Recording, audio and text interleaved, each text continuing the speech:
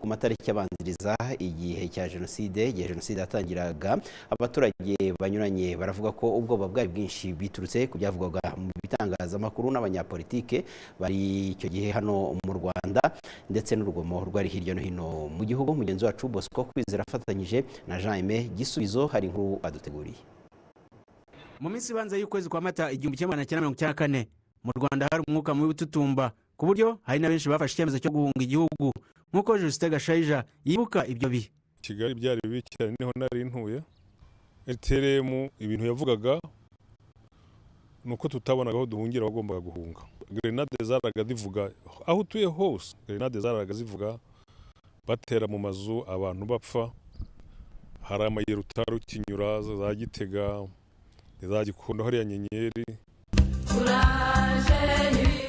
Muri ibyo bihe kandi ingabo 600 zari za FPR Inkotanyi zari zaje kurinda umutekano w'abanyapolitike bari mu nteko ishinga amategeko SEND.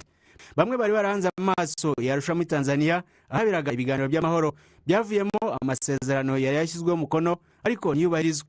Dr. Odette Nyiramirimo avuga ko ibi byatewe n'ubushake buke Perezida Habyarimana yari afite bwo kuyashyira mu bikorwa. Icyo gihe rero twari dutegereje ndetse dusa naho tugiye kugarura agahenge, kuko twumvaga ko kiri buve i Dar es Salaam kiri buze ari ikintu cyiza, ariko byahindutse nyine twumvise ko indege bayihanuye. Icyo gihe twaravuze tuti karabaye, noneho baratumara. Kugeza muri bene aya matariki muri Mata 1994 amashyaka menshi nka PSD, PL, MD n'andi yari yarafatanije gushyira igitutu ku butegetsi bw'igitugu bwariho, yari yaracitsemo ibice bya power bituma acika intege. Rutayisire Masengo Gilbert yibuka ibice by'amashyaka byari byatangiye ibikorwa nk'iby'ishyaka ryari ku butegetsi MRND ndetse na CDR byatahirizaga umugozi umwe mu kwibasira abatutsi.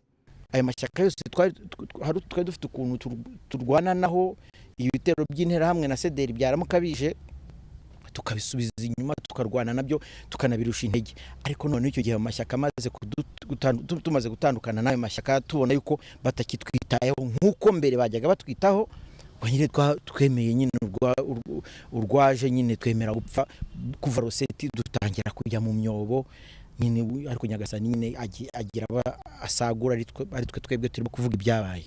Numva ikintu kiturikiriya hirya nkabona ibishashi nyine bitarukirira. Ibyo byose byaje kurangira habaye jenoside yakorewe abatutsi, ubwicanyi bukwira mu gihugu hose.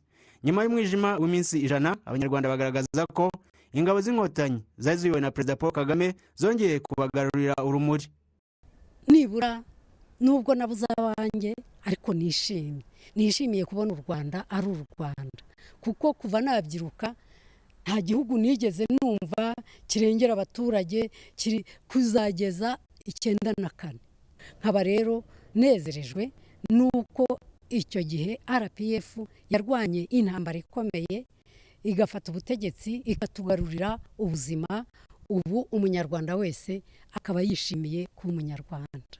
Iteka tuzahora dushimira umuyobozi w'igihugu wari uyoboye ingabo uhagaritse jenoside. Twumvaga tuzapfa bikarangira, ntabwo tuzi ko byahagarara, ariko ikindi tutajya twibagirwa nuko Imana ikora bitangaza. Mu gihe u Rwanda rwibuka ku nshuro ya 30 jenoside yakorewe abatutsi, abanyarwanda bagaragaza ko biyubatse kubera kwanga guheranwa n'agahinda bayifashijwemo n'ubuyobozi bwaharaniye ubumwe bwabo. Kwizera Bosco mu mujyi wa Kigali.